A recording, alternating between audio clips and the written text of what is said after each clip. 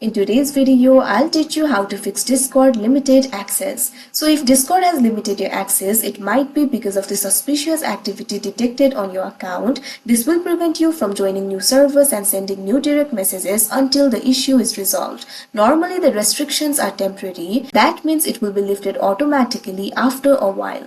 But if this does not happen for you, what you have to do is simply contact the Discord support. For that, launch open any browser of your choice, click on the search bar and type in support.discord.com, press enter. After you do that, you'll be led to the support interface of Discord. Over here, you'll be able to find various options. Simply click on this option, submit a request.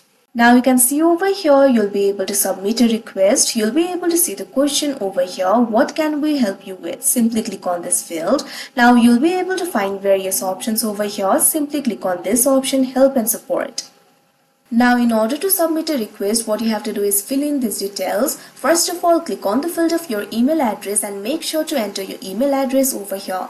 Also click on the field of type of question. Now you'll be able to find various options over here. What you have to do is click on the most related option. Here I'm just going to click on this option, general question. Now click on the field of subject and enter the subject over here. Here I'm just going to enter limited access. Now what you have to do is enter the description. Click on the field of description. Now enter the description. Simply describe your problem over here. You can describe your problem on your own words. You can see over here I've entered this message. You can also attach the files if you want. You can simply click on this option, add file, and you'll be able to add it. Now after you fill in all the details, click on this option, submit. Now you can see over here your request was successfully submitted. Discord will review your request and after that they'll contact you via email and suggest you what to do. So like this your problem can be solved. So that is how you fix Discord limited access. I hope you found this video helpful. Thank you for watching.